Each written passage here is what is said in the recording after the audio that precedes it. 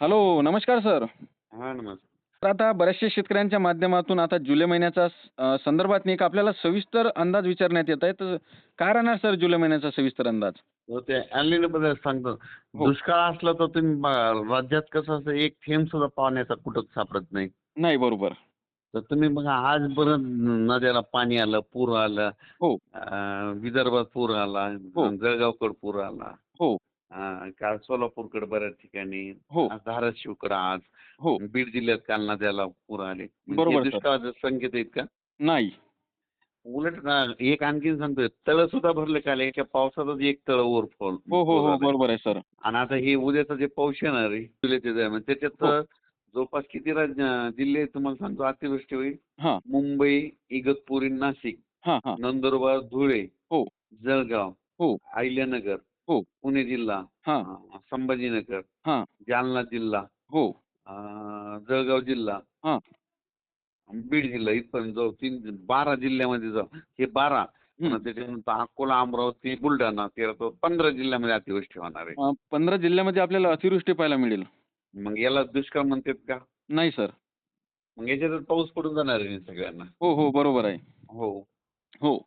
मात्र सर त्या रेकॉर्डिंगमध्ये आपल्याला तुम्ही असं बी सांगितलं होतं, की पहिली जो पेरणी आहे म्हणजे पहिले तर पाऊस कमी राहणार असं सांगितलं म्हणजे 7 पासून तर 15 पर्यंत मोजक्या भागातनी पाऊस राहण्याची शक्यता आणि काही शेतकऱ्यांची पेरणी होणार असं तुम्ही सांगितलं होतं. त्यानंतर सांगितलं होतं, की 20 ते 30 जूनच्या हो. दरम्याननी शेतकऱ्यांची पेरणी होणार म्हणजे विदर्भ आणि मराठवाड्याच्या काही भागामध्ये सांगितली होती आणि त्यानंतर तुम्ही तुम्ही बघा सांगितलं ना होतं, की 28 जूनला शेतकरी सोयाबीन पेरलेले दिसतील असं सांगितलं होतं का नव्हतं? हो, हो. बरोबर आहे. आणि पहिला टप्पा जे होता 7 ते 14 मध्ये लोकांनी धूळ पेरणी केल्या समजा हो, बऱ्याच कापसाच्या. हो, जिथं पाऊस पडला तिथं त्यांचं सक्सेस बी झाल्यात. आमच्या इथं हो. तर खूप झालं जवळपास. बरोबर आहे. 100 एक गाव आमच्या इथले सक्सेस झालेले आहेत. हो, बरोबर आहे सर. हो.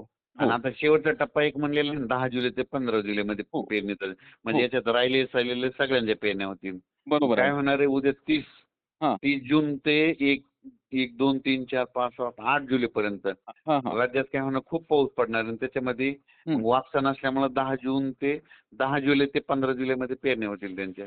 10 जुलै ते 15 जुलैमध्ये. तसं हे 8-9 तारखेपर्यंत देखील पेरण्या सुरू राहतील. इकडे-तिकडे ज्यांच्याकडे वापसा होतील त्यांच्या हो, होत राहतील. हो. बरोबर आहे सर. हो. मग आता सर आता जे आपला महत्त्वाचा प्रश्न आहे, तो म्हणजे जुलै महिना सविस्तर कसा राहणार? म्हणजे जुलै महिन्यामध्ये पाऊस कसा पाहायला मिळेल? खंड वगैरे पाहायला मिळेल का? नाही, पावसाचं नाही. ब्रेक जुलै पाहायला महिन्यात मिळेल? सगळ्यात जास्त पाऊस राहणार. हो का? हो. मात्र सर सविस्तर माहिती द्या शेतकऱ्यांना, की जुलै कसा जाणार? जुलै चांगला राहणार आणि जुलै सगळ्यात महत्त्वाचा पेरणीचा राहणार आहे सगळ्या शेतकऱ्यासाठी. हां, हां, हां. आणि त्याच्यानंतर 20 ते 10 जुलै ते 20 जून जुलैच्या दरम्यान हो. तुरळक भागात पाऊस पडणार.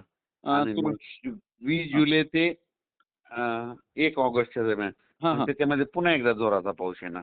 हो का? हो. मात्र त्याच्यामध्ये बी आपल्याला जोरदार पाऊस पाहायला मिळेल. पाहायला भेटेल हो. शेवटच्या आठवड्यात जुलैच्या. हो, हो. पहिला बरोबर आहे. आठवडा आणि शेवटचा आठवडा. पहिला आठवडा आणि शेवटचा आठवडा. हो. हो.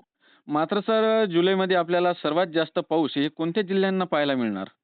मुंबई सगळ्यात मुंबई. अतिवृष्टी होईल. अतिवृष्टी म्हणजे अति मुसळधार. हां, हां, हां. मुंबई, नाशिक, नंदुरबार, हो. धुळे, हां, अ, अहिल्यानगर, हां. संगमनेर, अकोले, पुणे, हां, हां. हां. कोकणपट्टी, हो. हे संपूर्ण कोकणपट्टी आपलं रत्नागिरी, रायगड पासून ते सगळीकडे कोकणात. हां, हां, हां. आणि त्याच्यानंतर इकडे मग संभाजीनगर जिल्ह्यात देखील. हां. मग हे फुलंब्री, फुलंब्री तालुका, कन्नड, सिल्लोड, हो, सोयगाव, आपलं जळगावचे, हो. पुन्हा म्हणजे संभाजीनगरमधली समजा जितके छोटे-छोटे पाझर तलाव आहेत हां, हां, हां. पिण्याच्या पाण्याचे, हो. ते मात्र ह्या नाही 10 दिवसाच्या पावसात मात्र चोरच होऊन जाते. हो का? या पुढील 10 दिवसाच्या पावसामध्ये? हो, हो, 30 ते तारखेपर्यंत. 8 जुलै समजा. हो. पुणे जिल्ह्यात तशीच परिस्थिती राहील. अहिल्यानगर जिल्ह्यात तशीच राहील. हां, हां. जालना जिल्ह्यात तशीच राहील. हो. त्याच्यानंतर जळगाव जिल्हा, धुळे जिल्हा, नंदुरबार जिल्हा, नाशिक जिल्हा. हां, हां. आणि इकडे पुन्हा बुलढाणा जिल्हा, अकोला, अमरावती तिकडे देखील खूपच पाऊस पडेल. हो का?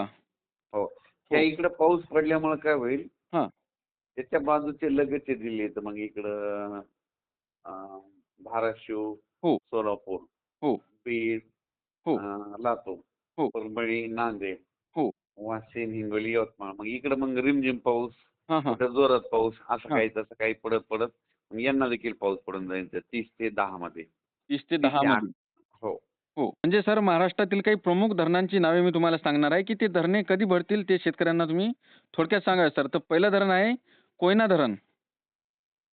कोयना धरण काय होईल, आता उद्याचा जे पाऊस येईल, हो. हॅलो, हां, हां. बोला त्याच्यामध्ये ना सर. जवळपास त्या कोयना धरणाला जवळपास खूप म्हणजे आवक यायला सुरुवात झाली. कारण की तिकडे पुण्याकडं, हां. कोकणात खूप पाऊस पडणार, म्हणजे त्या कोयना धरणाला बरंच पाणी येणार. हो का? हो. हो. आणि त्याचं दुसरं धरण आहे, की जायकवाडी. जायकवाडी धरणं म्हणजे कधी भरतील? म्हणजे यंदा भरतील का नाही भरणार? जायकवाडीला काय होईल, आता हे उद्याचा पाऊस उत्तर महाराष्ट्राकडे पडणार हां, आणि हां. जायकवाडीचा कॅचमेंट एरिया कोणता आहे? हो. की उत्तर महाराष्ट्र आहे. तर मग तिथं ना तुम्हाला सांगू इच्छितो, निळवंडे धरण, भंडारा धरण, गंगापूरचं धरण. हां, तर हां, हां. हे काय होणार, ह्या पावसामध्ये हे 2-3 धरणं बरेच कव्हर होतील. हो. मग ते जर भरल्याच्या नंतर मग नंतर जायकवाडीला पाणी येतंय.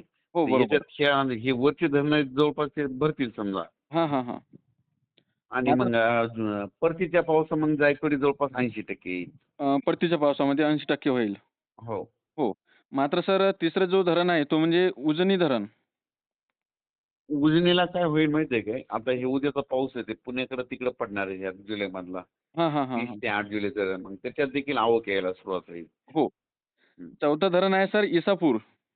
इसापूर तर इसापूरला इकडं ना विदर्भात पाऊस पाहिजे ना. हो.